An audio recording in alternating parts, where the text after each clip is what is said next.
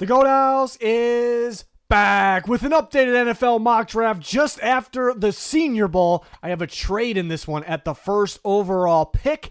Check out our most recent Senior Bowl video talking about the biggest risers and where they possibly can land in the draft. Let's break down this mock. And we have a trade to start things off. The Giants go up to that number 1 pick and select quarterback from Miami, Cam Ward, which you're starting to get the sense that most teams feel Cam Ward is the top guy in the class, a big-time playmaker, has that experience. The big thing about Ward, my favorite thing is, he goes to Washington State. They're much more of a threat with Cam Ward, unlike they were before him and after him. And he goes to Miami, and they're no longer kind of a joke, dysfunctional of a team that's supposed to be very good. He instantly makes them a lot better. So that's exactly what the Giants need. I'll tell you why this trade makes a lot of sense here. For the Titans' sake, Mike Borgonzi, their new GM coming from Kansas City, he's already kind of hinted at, like, hey, I want to gather up picks within the top 100 within the first couple rounds, not just this year, for the next few drafts as well. That's the key. That's the goal for him to building a legit team.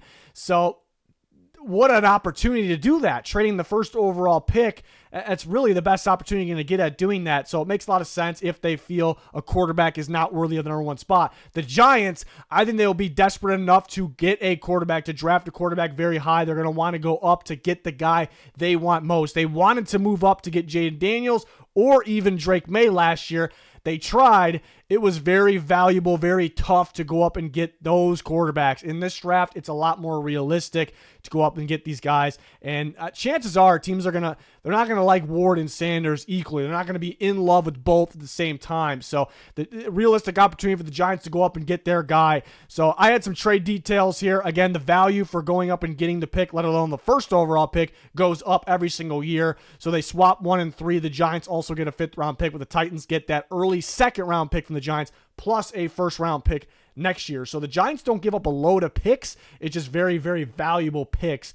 And it's only a 2-spot step up, but you hop the Browns and then you get the quarterback over the Titans as well of your choosing. So I think there's a very real, I usually don't do trades this early. So I think very highly of this the possibility of this trade, obviously. With the 2nd overall pick, the Cleveland Browns select LSU offensive tackle Will Campbell. And the buzz is starting to kind of go back up on Will Campbell. I think the league likes him a lot more than how the media's been talking. The media's been talking like, do you have to move this guy to guard? And I think that's overreaction. This guy was a damn good tackle. And I'm kind of going back to the film I was watching last year on draft prospects, watching guys like Dallas Turner going against Will Campbell, and I'm going, this guy is a future elite prospect.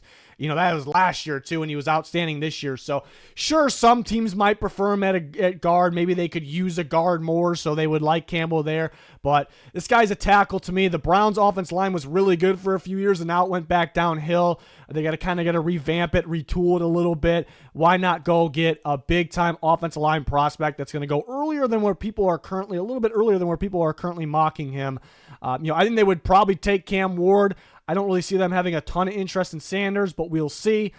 And that could be the pick here. But Will Campbell is the current pick, the most realistic pick in this scenario, in my opinion. So as I already broke down, I have a trade between the 1st overall pick, Tennessee Titans, and the 3rd overall pick, New York Giants. The Titans move back a couple spots, and they still get a big-time prospect in Abdul Carter. Thought about Carter and Travis Hunter for them here. They'll love the elite pass rush prospect here. Pair him with Harold Landry. Their sack numbers were down last year, so they really want to boost that. And again, I talked about it when we talked about the Giants' first pick. Borgonzi kind of hinting at that his philosophy is going to be getting more picks for the Titans in the top 100 range for this draft in the next couple. So a great opportunity to move back just a couple spots and get those picks. So they get the 34th overall pick and a future first, and they still get a star prospect. Makes a lot of sense. To me, it's very, very realistic for something like this to happen. 4th overall pick, the Patriots select Travis Hunter, the Colorado receiver / corner. I think his upside, he kind of proved this year, his upside is at receiver, but you could use him in both spots if you need him at corner. Maybe you like him better at corner, but the Patriots need to get some more weapons for Drake May. They could do that in free agency. A lot of people are expecting them to come away with T. Higgins. So if they do that, is receiver a little less likely at 4? Maybe a little bit, but I mean, you could really load up on the weapons for Drake May here. I actually thought about Tyler Warren. Yeah, they had a couple tight ends, Hunter Henry on the roster, but 30 years old. Warren's an elite prospect. It's a Mike Vrabel type of guy as well. I could totally see that. If Abdul Carter's still here, I could see that. But in this scenario, Travis Hunter here getting May a big time star weapon at the receiver position. 5th overall, the Jags select Will Johnson, corner from Michigan. Badly need another cornerback to pair with Tyson Campbell. They really struggle at that position this year. Campbell even missed some games, so that didn't help him either. But honestly, look at the Jags roster. It is pretty decent. You just need better coaching. They could use offensive line help. Will Campbell off the board. Travis Hunter off the board if you want another receiver. Will Johnson's kind of being almost slept on a little bit right now just because we didn't see a ton of him during the year because he was injured. It was more so playing it safe. I mean, I know I'm a top pick in the draft, but this is a big-time corner prospect. He has the size, the athleticism, the instincts are off the charts. The physicality, can play man zone. So I think he's a guy that not being talked about a ton right now, even though everyone's mocking him around the top 10, but he could start creeping his way back up there in terms of everyone's big boards in the hype. And there goes Shedeur Sanders to the Raiders. I think Pete Carroll would take a shot on him. They need that quarterback of the future. Here's a great opportunity here. Sanders obviously has a chance to go 1st overall, 2nd overall, 3rd overall, but I think this is very realistic. End up going 6. Some teams will definitely worry about how he holds the ball a lot, takes a lot of sacks. A lot of people believe that sacks are a quarterback stat. I definitely can get behind that. It's not always the quarterback's fault, not what I'm saying. So that's something he definitely has to work on, but he has arm talent, the arm strength you wish could be there a little bit more. He has athleticism. Just the way the ball comes out of his hands. I think the Raiders would definitely take a shot on him. Whether they find a veteran guy in the offseason or not, this is a realistic pick. 7, the Jets go Michigan defensive tackle Mason Graham, an absolute explosive freak off the line, off the snap. I think Aaron Glenn would love Mason Graham. He values interior defensive line. Graham is especially really solid on the stunts. The lateral movement is ridiculous. And Aaron Glenn, again, this feels like an Aaron Glenn type of guy here. And they could use another defensive tackle to pair with Quinnen Williams. You're creating an elite defensive line with this pick. I also thought about Tyler Warren here, 2 elite prospects that are possibilities for the Jets at 7. Panthers at 8 take Arizona wide receiver Tetairoa McMillan. I really thought about Jalen Walker here as well, the edge/linebacker from Georgia, which there's going to be teams that love him because he has so much upside. He's a freaky dude. He can do multiple things, but there's going to be teams that are like a little bit of a tweener. Does he fit our defense? There'll be a little bit of a question there, but getting a big-time outside receiver with incredible contested catchability for Bryce Young here to kind of pair with the other young guys and Adam Thielen, who is still very good in the slot. I thought that made some sense. But McMillan has a pretty big range. I think he could go as high as the 6th pick to the Raiders. Teams can be in awe because of his contested catchability, his hands, just the big playability. He's pretty sneaky after the catch. Or teams might go, yeah, he isn't the quickest off the line. He's not the quickest separator, and that's kind of today's NFL. So he could drop down to around the Bengals pick. So I could see a pretty big range with McMillan, but there is eye-popping talent there for sure. 9, the Saints go with Tyler Warren, the elite tight end prospect from Penn State. Another guy I could see going a lot earlier. I'm a huge fan of Warren. He's a stud. He's a sure thing at the tight end position. Penn State kind of just worked their offense around him at times. You get him the ball in any way, whether it's underneath, you scheme things, or a jump ball downfield. He makes the play. You could put him in Wildcat. He's really physical running from there. Just sounds like a Saints type of guy here. Physical dude. They could use a tight end, an upgrade there, and Johnson a free agent. And again, you can kind of do Taysom Hill type things with him if you wanted to as well. So just too good of a prospect to pass. Kind of a similar situation, even though he's a little bit different of a tight end, but it's a similar situation of Brock Bowers and the Raiders. The Raiders they weren't really going, hey, we need a tight end super badly, but we cannot pass on this guy. Somewhat of a similar situation here, but the Saints could actually use a tight end kind of badly. 10, the Bears go with Oregon offensive tackle Josh Conerly Jr., who got a lot of hype at the Senior Bowl, had a really good week of practice, was voted as the best offensive lineman, at least for one team, and the league is buzzing about him, saying the media needs to be, even though the media has been a little high on him, need to be higher on him. He can really go earlier in the draft. So the Bears badly need offensive line help. They need to build up almost the entire thing. Very important for Ben Johnson and for his offense to work, for Caleb Williams to be able to play his game and be protected a little bit better than he was before. So a stud Oregon offensive tackle for Ben Johnson. Not saying he's Penei Sewell, but that feels pretty good. for the Chicago Bears in their process of building up an offensive line. 11, the 49ers select Armand Membo, the Missouri right tackle. Then we have plug-and-play starter at the right tackle position. Was really looking forward to seeing him light up the Senior Bowl, but he came down with the flu, and they kind of told him to play it safe, go home, relax. You're a top pick. Don't jeopardize anything here.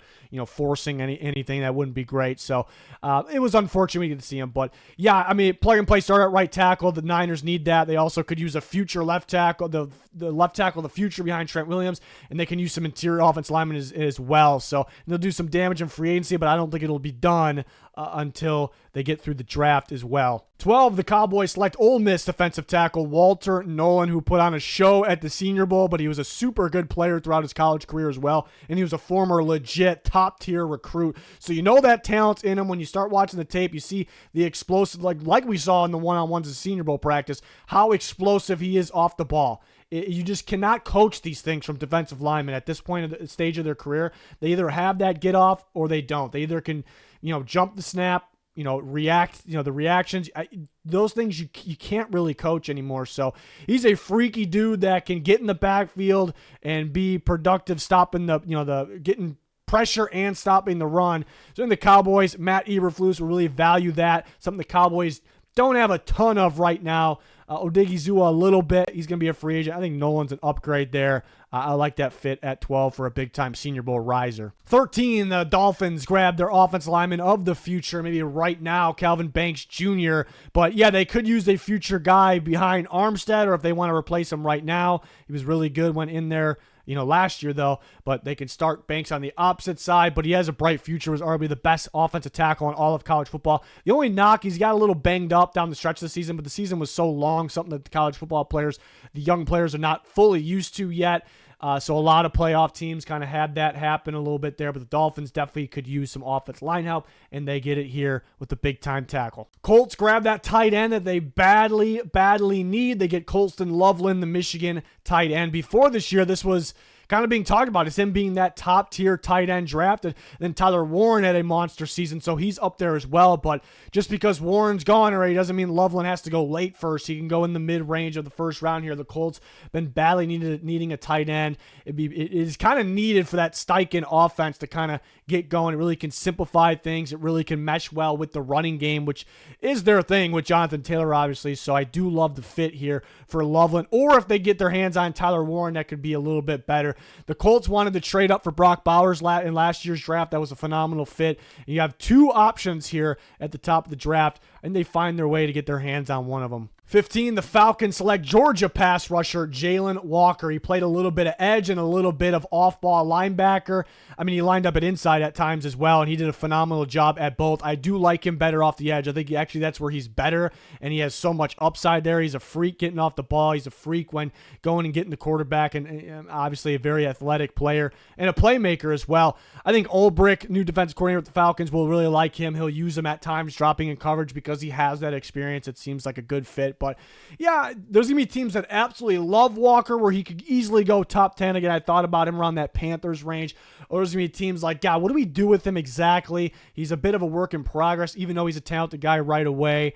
So that he's an interesting prospect to say the least. 16, the Cardinals go with a Senior Bowl standout, Shamar Stewart of Texas A&M.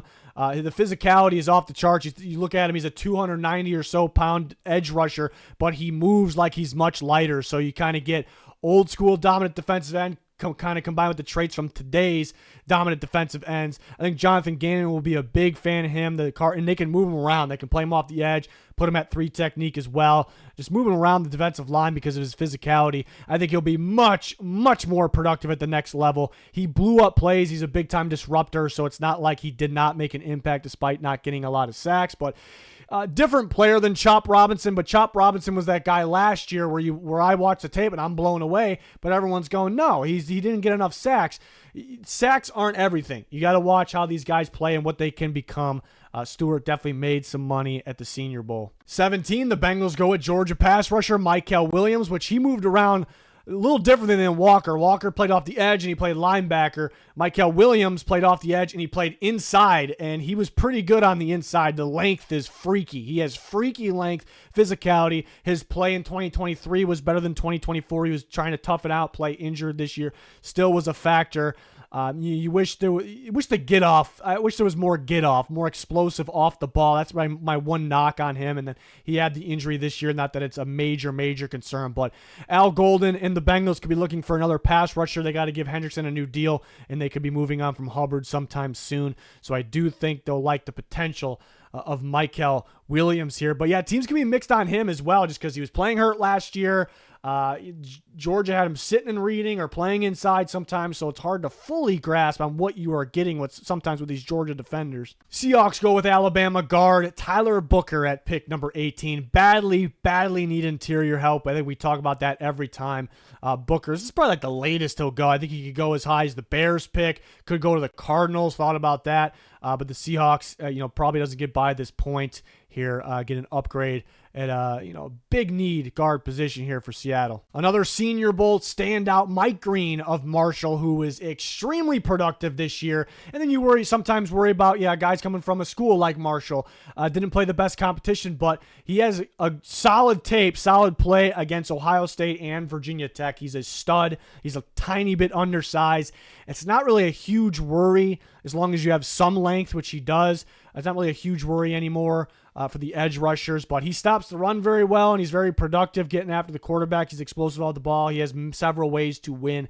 Buccaneers definitely need an upgrade at the edge position. I think Green, just because he is a confirmed big-time player that helps you, again, in the pass game, the run game. I think because of that and his showing at the Senior Bowl, he can go a lot earlier in this. I think this is kind of the bottom tier, like the latest he'll probably go, but a big-time riser. Broncos at 20 grab a receiver to pair at Cortland Sutton, Texas receiver Matthew Golden, which one of my favorite players in the draft. I'm a big fan. I think he should go earlier in this. I think it's a very safe pick at the receiver position because he has great footwork, speed, athleticism, great hands.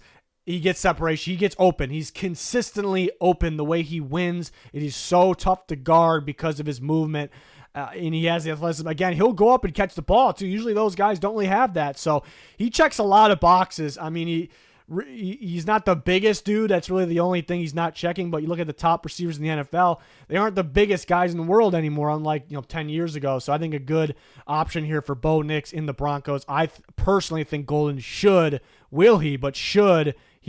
go much earlier in this. We will see. Steelers at 21 go with Ashton Jeanty, the Boise State star running back. And another one that's pretty rangy. Jeanty has the chance to go very, very early if a team that just badly needs a running back and just loves his play style. I think some teams may be a little hesitant just because where they're going to be going, where do we value running back? There's loads of good running backs in the draft we can get later. We can get another best available player now, and Jeanty has a lot of mileage on him as well. But the Steelers will value the running back position.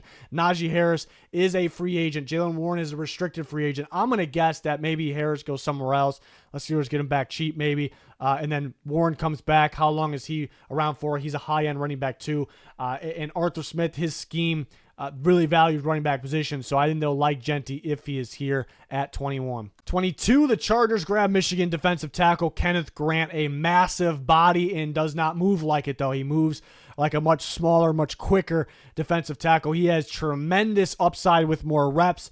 And Harbaugh definitely knows it. He coached him, and the Chargers definitely could use an upgrade in the interior position. So I think Harbaugh and company would love Kenneth Grant here at 22. Packers at 23 select Jahdae Barron from Texas, and they'll be likely moving on from Jair Alexander and definitely need more help at the cornerback position. It's kind of that last piece of the puzzle maybe for defense. Of course, could use another edge interior, but in terms of a starter, Barron he's another one that I could see going a lot earlier because he's fun. He's really good. He's really versatile. He dominates at outside corner or inside. But then some teams might go, what is he? Do we like him more inside or outside? Where do we value inside guys? There's been dominant inside corners or even safeties that they're so good. They're such good prospects, but they drop way more than expected just because how much do teams value it? I think the team should start valuing that more. Looking at Brian Branch. And I know he's listed at safety, but he was a slot guy. I had him as an elite graded player because he's just that good, and the Lions steal him late, and he's a great interior defensive back. So I think teams got to stop sleeping on these guys. But at the same time, Barron might just be better outside. You plug him in on the outside, and he's going to be just fine. So this is probably the latest he goes, I'd say. And a really good situation and fit for a Senior Bowl standout in Gray Zabel from North Dakota State. Maybe the biggest standout of the Senior Bowl for the Vikings at 24. So the Vikings need interior offensive line help.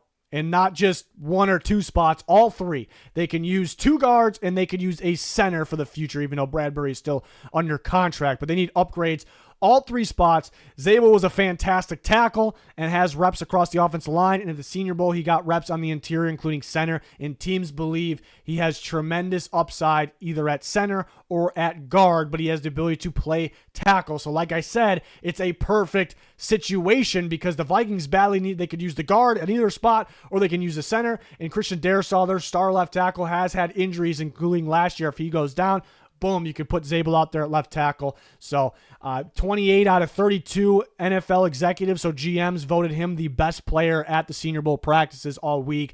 So it really is feeling like he's a first-round pick right now. The actual game, he was a little up and down, but you see the upside with him, the versatility. I thought this fit made a lot of sense for Minnesota at 24. Texans go to Emeka Egbuka, the Ohio State slot receiver, but can play a little bit outside as well. I think it's a very safe pick. He can really separate maybe that next JSM, but I love how tough he is after the catch. Love the build he has to him. He's a really good route runner, really good hands.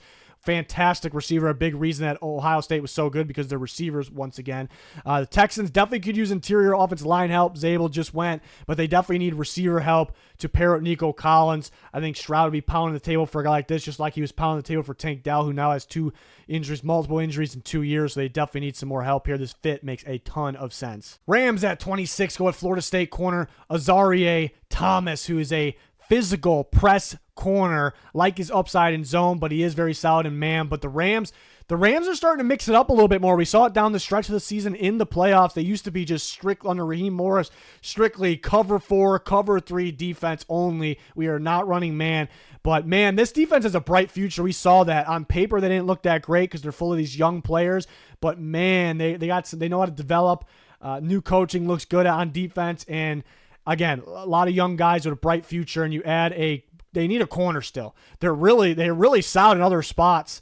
They need a big time corner, and this will help them, kind of mix things, the coverages up like they're trying to do on defense a little bit more. I think this defense with a pick like this has a bright future, so I like this pick for LA at 26. 27, the Ravens select Tennessee pass rusher James Pierce Jr., who had an outstanding 2023 season. Felt like he was going to be a top 5 pick, an elite prospect. He was kind of supposed to be that Abdul Carter. So not as good of a season this year, but still very productive. You like how explosive he is, how long he is.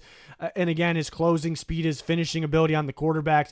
You wish there was a little more physicality to him. He's actually decent in the run game, but when he went against the better offensive tackles, they kind of just out-physicaled him, and he really couldn't do a ton against them. But I think the Ravens would really like him. They would get the most out of him. They definitely could use another pass rusher to pair with away for the future. Lions at 28, Derek Harmon, the Oregon defensive tackle.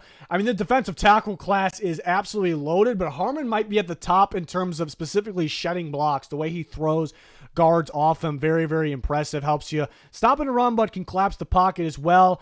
He was a guy that wasn't really a big name, obviously, because he's coming from Michigan State. And then throughout the year, everyone's like, oh, this guy is not only a first rounder, he's more than that. But now lately, his name's kind of being swept under the rug, probably because there's a lot of standout defensive tackles at Senior Bowl. But definitely feels like a first-round pick to me. The Lions definitely could use someone to pair with Aleem McNeil for the future at 28. 28, the Washington Commanders select Missouri star receiver Luther Burden, which, the Commanders definitely can use another playmaker for Jaden Daniels next to Terry McLaurin. I thought that kind of became a little evident, here and there throughout the season, but especially in the NFC Championship game against the Eagles. He's the guy that can make plays. I think he would fit Kingsbury's offense very well. I think Burden can actually slide a little bit. Like earlier in the year, it was talk of him going top 10. I think he could slide a little bit, not because I'm not really worried about the, I don't want to say lack of production because he was very productive. I'm not really worried about that. The quarterback play at Missouri wasn't that great, but because, a lot of things were schemed, so it's tough to fully, go off the tape compared to the other receivers, but he does feel like a kind of a strict, firm slot receiver right now, which some of the other guys you can do a little bit more with, but I think it'll be a fantastic fit with Jaden Daniels here and the Commanders. 30, the Bills go with Georgia safety Malachi Starks. It's been quite obvious that the Bills definitely can use some upgrades at the safety position. I thought that was quite evident in the AFC title game against the Chiefs, and you have a great opportunity here to take possibly the best one in the entire class in Starks at the 30th overall pick. 31, went a little bold with this one. The Eagles taking Toledo defensive tackle Darius Alexander. I've been a big fan of his, since during the year, and then he went to the Senior Bowl, and he absolutely dominated. And like the size on him, the length, the physicality, the explosiveness off the ball, the ability to disrupt plays throughout practice and the game, he did it, and he has a standout year at Toledo. He just really looks the part. It's the guy you want to work with, but he already can help you right now.